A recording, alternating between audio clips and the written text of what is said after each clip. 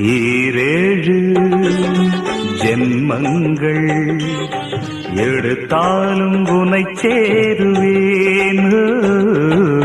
வேறாரும் நெருங்காமல் மனவாசல் தன்னை மூடுவே. உருவானது நல்ல சிவரஞ்சனி, உனக்காகத்தான் இந்த கீதாஞ்சலி. ராகங்களில் ஆராதனை,